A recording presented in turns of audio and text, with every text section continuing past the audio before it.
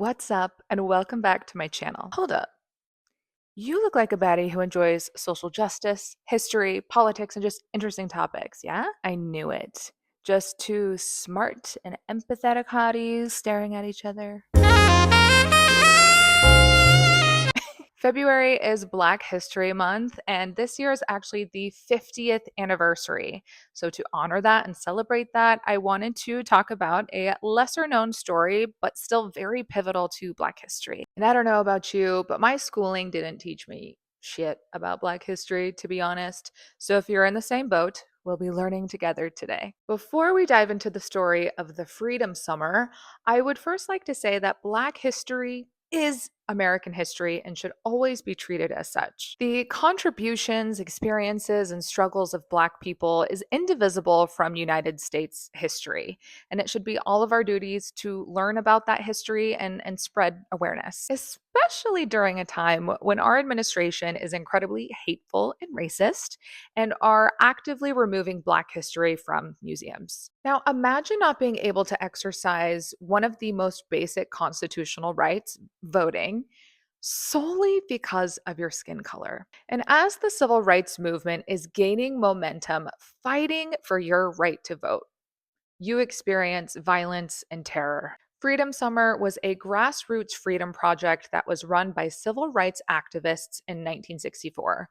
And their goal was to register as many Black voters as possible. This project took place in Mississippi, although volunteers came from across the nation.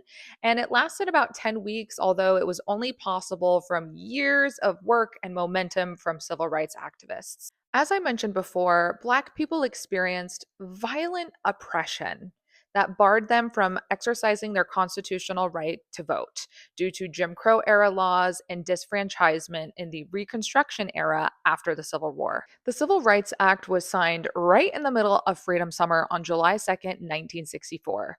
This, of course, outlawed discrimination based on race, sex, religion, and other things. But it really took many, many years for Black people to see positive change. Can we pause for a second and just appreciate that this was only 62 years ago? I mean, that's only a generation away from me, and I'm 32 years old. And I think when we see black and white photos of the civil rights era, we forget that it was not that long ago. It's like when I realized that Ruby Bridges, who was the first little Black girl to attend a desegregated school, is alive and well, and she's only 71 years old. So, as I mentioned before, Freedom Summer was the result of years of work by Black Mississippians who were primarily connected through their church. And there was a group called the SNCC, or the Student Nonviolent Coordinating Committee. This was an interracial group that challenged civic segregation and political exclusion of African Americans. In 1963, the SNCC organized a mock freedom vote to prove that Black Mississippians wanted to vote if they weren't met with intimidation and terror. At the time, the Mississippi voter registration required Black people to complete a 21 question form. And on this registration form included a question about the interpretation of any one of the state's 285 sections within its constitution. Now, I don't know about you, but I would definitely be failing that. Also, the answers had to satisfy the white registrars. So even if someone did fill out the registration form completely, they could still be denied to vote because the registrar was a racist piece of shit. Let's also remember that Black Americans, specifically in the South, faced major systemic barriers that prevented them from receiving a quality education. So, illiteracy was not uncommon, and likely a 21 question form was a big feat for a lot of them. Another tool for disfranchisement or preventing Black people from voting were poll taxes. Poll taxes were used not only in the South, but in the North as well. For example, the revenue generated from these poll taxes made up about 1/3 of tax revenue in Massachusetts. These poll taxes could be anywhere from $1.50 to $1.75, which would be about $64 in today's money, which is insane. That's a lot of money to vote. So hopeful Black voters not only faced this economical harassment with poll taxes, just to highlight again, they faced physical violence and terror, and even as far as being murdered via lynching for trying to vote. I honestly want to tell this part of the story like this the whole time, like just in case someone who upheld any of this is watching. So many of these voting barriers for Black people was upheld by the Supreme Court. And if any of them were overturned, states would find new ways to exclude Black voters, including the grandfather clause. So, this is a clause where an old rule may apply to some existing situations, where a new rule will apply to all future cases, which had required all voters to be eligible to vote before the Civil War, which at that time only white men could vote in the South. And this is where the term grandfathered in came from. So back to the mock election or freedom vote. In 1963, volunteers set up polling places in Black churches and businesses across Mississippi. And after filling out a simple registration form, voters could pick the candidates that they wanted to see run in next year's election. A couple of those candidates included Reverend Ed King from Tougaloo College and Aaron Henry from Clarksdale, Mississippi.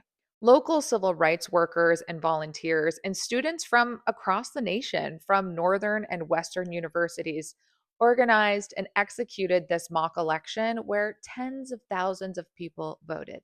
The same movement also established Freedom Schools, which was a network of 30 to 40 voluntary summer schools.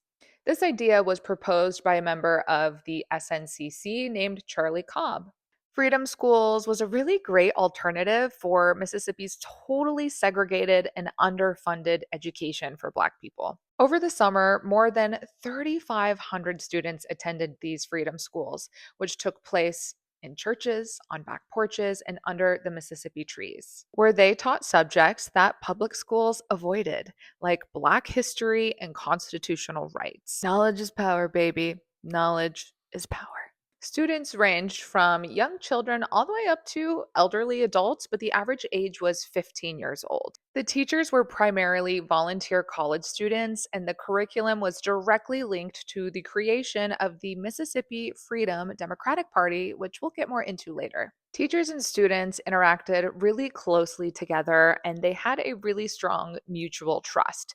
Honestly, the vibes sound immaculate at these freedom schools.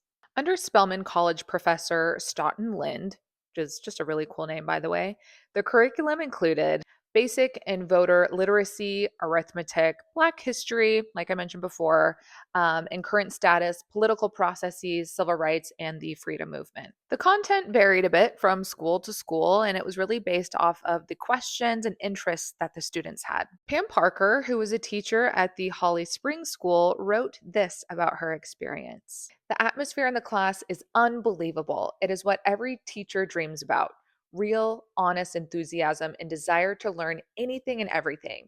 The girls come to class of their own free will.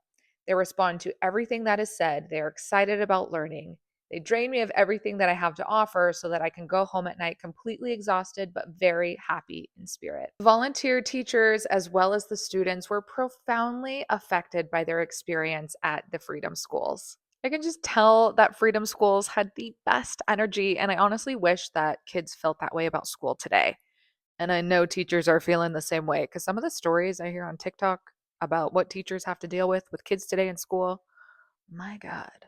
The Freedom Summer Movement also established freedom libraries and freedom houses. There were approximately 50 freedom libraries established across Mississippi. And these libraries offered, typical library services as well as literacy guidance. These libraries ranged in size from 300 books all the way up to 20,000 books. As you can imagine, they also operated on a very small budget and were primarily ran by volunteers. Some of these libraries were new builds, while others were located inside of abandoned buildings. Now, freedom houses were homes of Black locals who took in volunteers. There were so many volunteers during Freedom Summer that organizers had to place the overflow of volunteers either at the project office or in these freedom homes. And these families experienced threats of segregationist violence, but they refused to be intimidated. And volunteers thought it was really important to free themselves from any race and class backgrounds. So the freedom houses really became a place where cultural exchange occurred. Think you have people from the north, from the west, locals, a lot of different cultures in one spot. So clearly, these houses were free from segregation, which was obviously not acceptable at the time. Volunteers, of course, were used to group living because they were college students, so soon the Freedom Houses just became communal living centers. The Freedom Houses also played a huge role in the volunteers' sexual activity for the summer. They saw themselves as completely free from the restraints of racism and just free to love whoever they want and to love one another. Hell fucking yeah.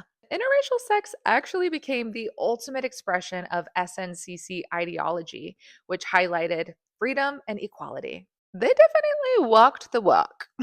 I honestly wonder how many Freedom House children exist out in the world. At the beginning of the summer, these houses were, just a place for these volunteers to stay. But by the end of the summer, they all really saw Freedom Houses as symbols for the link between personal and political change. To give you a better idea of what these Freedom Houses were like, one volunteer said, "You never knew what was going to happen in the Freedom Houses from one minute to the next. I slept on the cot on a kind of side porch, and I'd drag in some nights, and there'd be a wild party raging on the porch. So I'd drag my cot off in search of a quiet corner, only to find an intense philosophical discussion going on in one corner. People making peanut butter sandwiches, always peanut butter, in another. And some soap opera, romantic entanglement being played out in another. It was a real three-ring circus." Hey, I am popping in from the editing chair. I just wanted to note, while it seemed like a lot of people had great experiences in Freedom Houses and it was all about peace and love, that was not everyone's experience, unfortunately. There were some disagreements about tactics and the motives of fellow volunteers. Some went because of their religious beliefs, while others were opposing their parents or trying to fit in, so this caused a little bit of conflict. The group also experienced racial tension and sexual harassment of women volunteers. The photographer of this photo and many others that I will show later on in this video, named Ted Pallenbaum, said that the summer held promises, some ominous, some bright. And that seemed to really depict the dynamic of the project overall and just the dynamics of the volunteers, the activists, and the locals. Okay, back to the video. Okay, back to February 1964. This movement was a well oiled machine by now, and they really strengthened local leadership. Speakers recruited workers at different college campuses across the nation, and they often received a standing ovation for having to deal with violence perpetuated by the police, sheriffs, and other Mississippians. The SNCC interviewed dozens of potential volunteers. They really wanted to weed anyone out who had a John Brown complex. Okay, little side history lesson. John Brown was a radical abolitionist who was the leading advocate for violence within the abolitionist movement. The goal of the SNCC wasn't to necessarily save Black Mississippians, it was more so to collaborate with local leadership and help develop this grassroots movement. There were over 1,000 volunteers who signed up for Freedom Summer, alongside with thousands of Black Mississippians. The volunteers were considered the brightest of their generation, and they came from college campuses in really large areas like New York City, Los Angeles, Illinois, and they went down south to Mississippi. About 90% of these volunteers were white, and about 50% of them were Jewish. The SNCC had originally only agreed to recruit 100 white volunteers, but the Jewish volunteers recruited many more to help spread awareness around the freedom movement. These college student volunteers attended orientation the second week of June that was held at the Western College for Women in Oxford, Ohio. The orientation was originally supposed to be held at Berea College in Kentucky, but they backed out because of pressure from alumni to not participate in Freedom Summer. As you can imagine, all Black Americans faced voting challenges in the South. But this movement decided to focus on Mississippi specifically because it had the lowest percentage of any state in the entire country of African Americans registered to vote. They made up 1/3 of the population in Mississippi, but only 6.7% of eligible Black voters were registered. Freedom Summer truly brought so many different people together, including over 100 volunteer doctors, nurses, medical students, and psychologists and other medical professionals from the Medical Committee for Human Rights. They provided emergency medical care for volunteers and local activists. As you can imagine, that was needed quite often. And they also taught health classes and they advocated for improvements in Mississippi's segregated healthcare system. There were even volunteer ministers, rabbis, and divinity students from the Commission on Religion and Race. They were there to provide typical religious support, of course, but they also participated in voter rights protests. They helped to recruit voters and accompanied them to actually go register. They taught in freedom schools and just other various support roles. There were also a ton of volunteer attorneys as well from institutions like the NAACP and the ACLU, where they provided free legal services, handling arrests, freedom of speech, and again, as you can imagine, this was also very needed. So earlier, I mentioned the Mississippi Freedom Democratic Party. This was created as a non exclusionary rival to the typical Democratic Party because segregationists had blocked Black people from participating. The goal of the MFDP was to gain recognition from the National Democratic Party that they were a legitimate organization within Mississippi, and to challenge the seating of the regular all white delegation at the 1964 National Convention. But Lyndon B. Johnson couldn't risk losing the support of Southern voters, so he didn't fully support the MDFP. But they also didn't want a conflict. So, as a compromise, they offered the MDFP two non voting seats while fully seating the regular delegation. But before the convention was even held, the Civil Rights Act of 1964 actually passed, granting voting rights to Black Americans. And this was passed by Lyndon B. Johnson, who was JFK's vice president before he was assassinated. But JFK was the one to really get this act started. Freedom Summer, of course, brought on a plethora of hatred, violence, and racism from absolute good for nothing racists. Many white Mississippians just really resented the outsider volunteers and just any change to their local society. Locals routinely harassed and inflicted violence towards volunteers with drive-by shootings and throwing Molotov cocktails into host homes. And a couple of organizations also jumped in too, including the Mississippi State Sovereignty Commission and the White Citizens Council. Oh, and the Ku Klux Klan, of course. And they used arrests, arson, evictions, beatings, firings, murder, spying, and many other forms of intimidation to oppose the project and to prevent Black people from voting. Over the duration of the project, which again was 10 weeks long, there was 1,062 people arrested, 80 Freedom Summer workers were beaten, 37 churches were bombed or burned, 30 Black homes or businesses were bombed or burned, 4 civil rights workers were killed, 4 people were critically wounded, and at least 3 local Black Mississippians were murdered because of their support for the civil rights movement. So it's obviously daytime now. I needed my beauty rest to get through the rest of this video because it gets a little bit heavier, so let's get into it. On June 21st, 1964, a Black 21-year-old activist from Mississippi named James Chaney, a 20-year-old summer volunteer named Andrew Goodman, and a 24-year-old organizer named Michael Schwerner was arrested by Neshoba County Deputy Sheriff named Cecil Price. He was also a KKK member, of course. I mean, we all know what Rage Against the Machine said, right? Yeah. So, what could these 3 young men possibly have been arrested for? They were arrested for investigating the burning of Mount Zion Church, which was a site for a freedom school. But they were released from jail after nightfall that same day. So they drove away from the jail, I'm sure very relieved that they were just released, until they were ambushed on the road by Klansmen who abducted them. And when they first went missing, workers started contacting the FBI begging for an investigation. And the parents of the missing young men were able to put so much pressure on Washington, they were able to establish a meeting time with Lyndon B. Johnson and Attorney General Robert F. Kennedy. Finally, after 36 hours, Attorney General Robert F. Kennedy, yes, this guy's dad.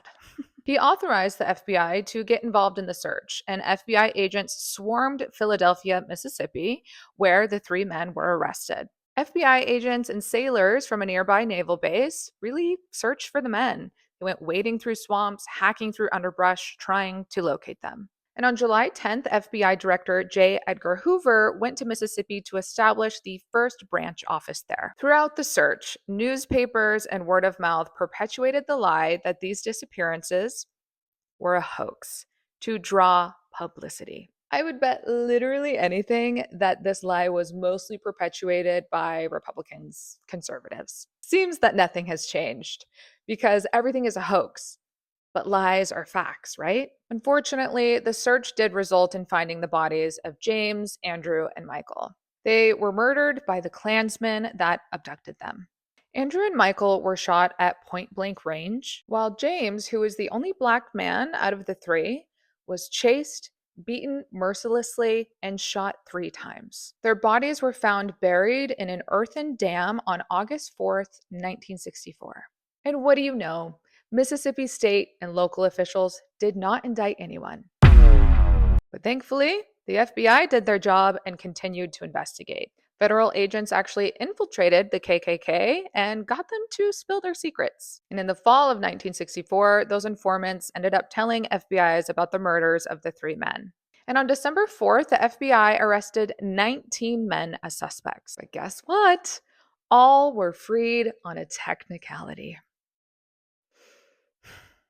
Thus started a 3-year battle for justice. In October of 1967, the men, including the Klan's imperial wizard Samuel Bowers, who allegedly called for those murders, went on trial at a federal courthouse in Meridian, Mississippi. Only 7 of those men were convicted of federal crimes related to the murders. These convictions were actually really historic because it marked the first time that white men had been arrested for civil rights violations against Black people in Mississippi since the Reconstruction era, which ended 100 years prior. The search in the rivers and the swamps actually uncovered the bodies of 8 Black people who seem to have also been murdered. One was Herbert Orsby, a 14-year-old child who was wearing a CORE t-shirt, and CORE was a pivotal organization to the Summer Freedom Project. And the only man that was identified was Charles Eddie Moore, who was one of 600 students who were expelled from Alcorn A&M for participating in civil rights protests in April of 1964. After he returned home from being expelled for simply protesting for him and his people's rights, he was abducted and killed by KKK members in Franklin County, Mississippi. His murder occurred on May 2nd, 1964, where his friend Henry Hezekiah D. was also brutally murdered by the KKK. The families of the other 5 men who were never identified could not get local law enforcement to investigate. Renewed investigations of the 1964 murders of James Chaney, Andrew Goodman, and Michael Schwerner led to a trial by the state in 2005. And this was the result of investigative reporting from an award-winning journalist named Jerry Mitchell, as well as a high school teacher named Barry Bradford, and 3 of his students from Illinois, all of who were girls, by the way, by the names of Brittany Saltiel, Sarah Siegel, and Allison Nichols. This led to a murder indictment for Edgar Ray Killen. His last name is Killen. He was one of the leaders in the killings of the 3 men, and he was also a KKK clavered recruiter. He was convicted of 3 counts of manslaughter, which doesn't seem like quite enough, but all right. His verdict was announced on June 21st, 2005, which just so happened to be the 41st anniversary of the murders. Edgar Killen's lawyers appealed the verdict, of course, but his sentence of 3 times 20 years was upheld in January of 2007 by Mississippi's Supreme Court. Edgar died in prison in 2018 at 93 years old. Oh, she passed away? Oh. All right. Here's another look at the routine violence that activists and volunteers experienced. Here is protester Annie Lee Turner. She's 15 years old and pregnant, and she's being dragged across a brick sidewalk by Greenwood police officer Slim Henderson during a voting rights demonstration on July 16, 1964 in Greenwood, Mississippi. Here is Rabbi Arthur J. Lelyveld. He's pictured here in the hospital healing after he was beaten along with 2 other volunteers while canvassing for voting rights. Volunteer David Owen continued canvassing for voting rights after an attack left him injured and missing a patch of hair on his head. And he said, I thought it would happen to someone and I was ready for it, but I really didn't think it would happen to me. He also said, we had been trained never to abandon one another. I remember I was pledged to nonviolence, and if the rabbi wasn't going to defend himself, I couldn't either. Even my dog is pissed. Fucking ridiculous.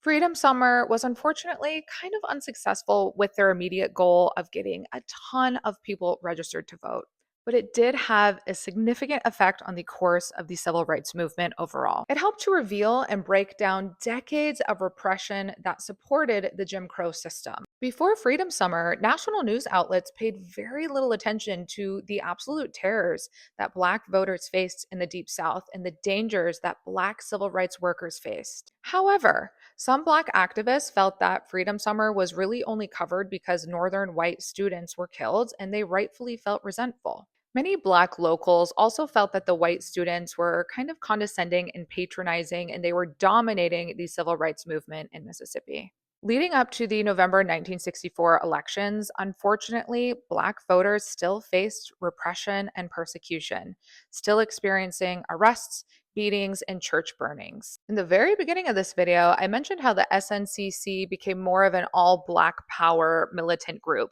and that was due to the discontent of the white students within that organization and the increasing demand to arm themselves against violent segregationists. Many of the volunteers have expressed that Freedom Summer was the defining point of their lives, and they honestly had trouble readjusting to life outside of Mississippi and outside of Freedom Summer. They started that summer with a positive outlook of the US government, but the events that they experienced really challenged that view. It's pretty jarring once you realize that you've been fed propaganda your whole life and the United States government has not been and currently is not the good guy. I can only imagine what they were feeling after what they witnessed that summer. They experienced such lawlessness and violence that they really started to question American society and federal agencies like the FBI. But they left Mississippi determined to continue the fight in the North, and the personal transformation of the volunteers led to change. It increased student activity in the civil rights movement, and they later played a role in the renaissance of leftist activism in the United States. Veterans of Freedom Summer went on to do really big things within the political and activism sphere, including establishing powerful organizations across the country and playing a pivotal role in Obama's campaign. Leadership of staple organizations of Freedom Summer, including the SNCC and the Council of Federated Organizations, decided that the fight had to continue in Mississippi. After Freedom Summer, Mississippi started to make racial progress, but unfortunately, white supremacy was still alive and well, as it is today, especially in rural areas. I believe I mentioned this before, but the implementation of the Civil Rights Act of 1964 was really slow and faced resistance. So, to help with this, Congress passed the Voting Rights Act in 1965. This act provided federal oversight and enforcement to facilitate registration and voting in areas that had historically low turnout. But Mississippi passed several laws to diminish Black votes, like gerrymandering, for example. And only with Supreme Court rulings and over a decade of activism did Black voting actually become a reality. The work of Freedom Summer was really the catalyst to Mississippi electing more Black officials than any other state in the 80s and 90s. So now it is 2026, 64 years after Freedom Summer. Certainly, things have gotten better for Black voters in Mississippi, right? Right? Well, white Republicans in Mississippi essentially used the same strategies of segregationists and Klan members back in the 1960s of just, passing laws to disenfranchise Black voters. And Mississippi has long been controlled by Republicans. Mississippi has an extreme felony disenfranchisement law that was established in the 1890 state constitution. This law permanently takes away voting rights with very few pathways for restoration.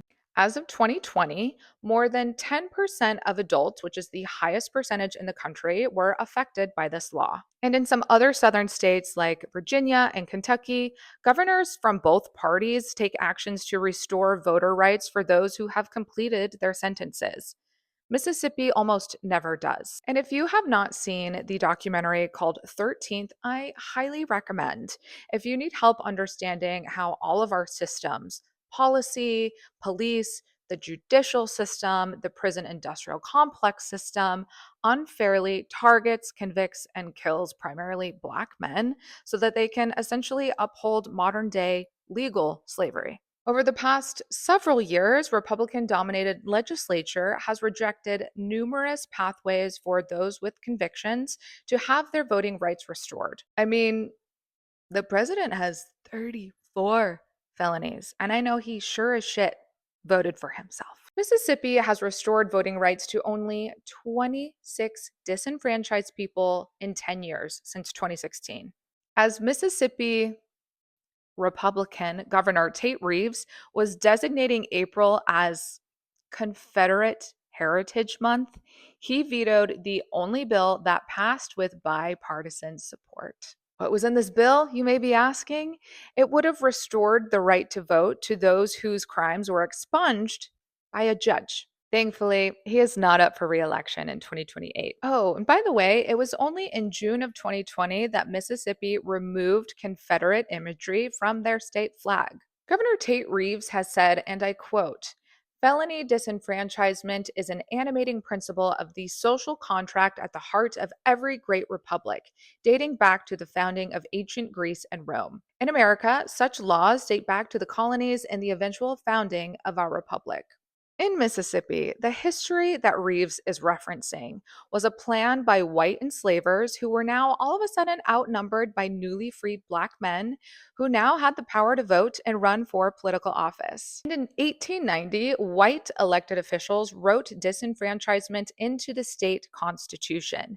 They included a long list of criminal offenses that were specifically designed to target Black men.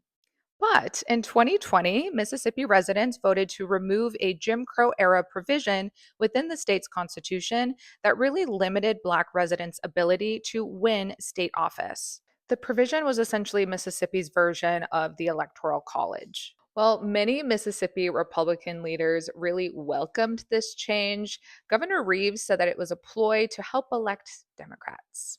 I've noticed this rhetoric a few times, honestly, where white supremacists disguise their racism as political opposition. In my last video about the absolute flop of Hetero Awesome Fest, if you haven't watched it and you want to go laugh, I highly recommend.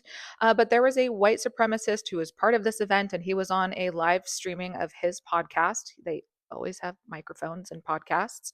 But he went on and on and on about how beautiful the city was, how clean it was. And he said, "There's no Black people here," noting that as a positive thing.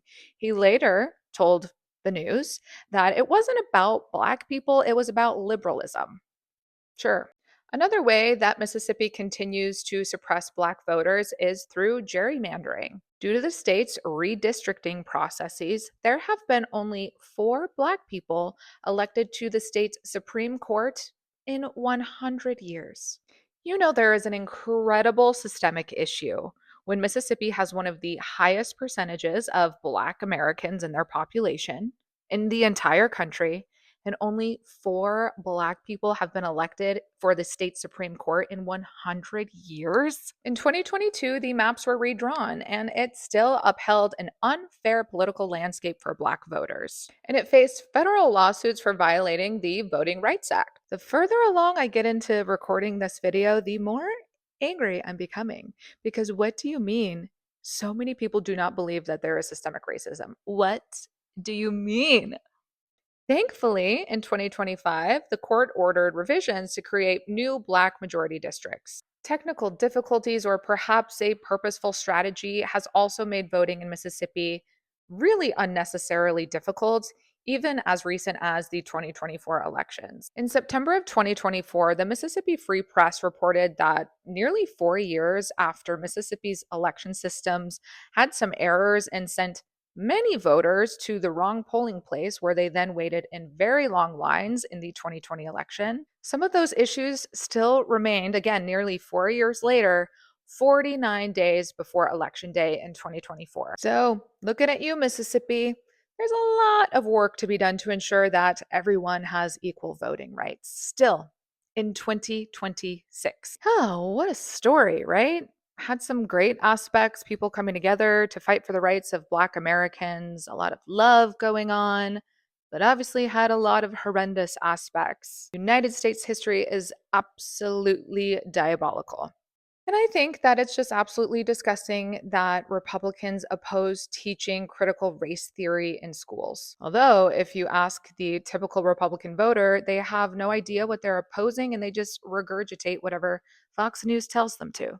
But this would give us all the understanding that people of color in the United States of America still today experience not only individual prejudice, which of course is disgusting and horrendous, they also very much so experience racism that is rooted in legal systems, policies, and institutions that uphold just unfair barriers to the access of just basic rights in the access to life, liberty, and the pursuit of happiness. The propaganda that this country pushes to make so many people blind to these unfair systems and to make it seem that we've moved on from these oppressive systems because we're moral now is absolutely repulsive. It's all just been legally repackaged while the foundation of these oppression systems from the Jim Crow era are still alive and well. And that is why MAGA, which is rooted in white supremacy, has been able to take over the country like it has.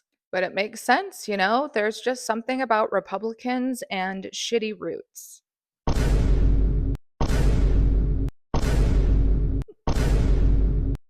And this is the energy we all need to bring moving forward.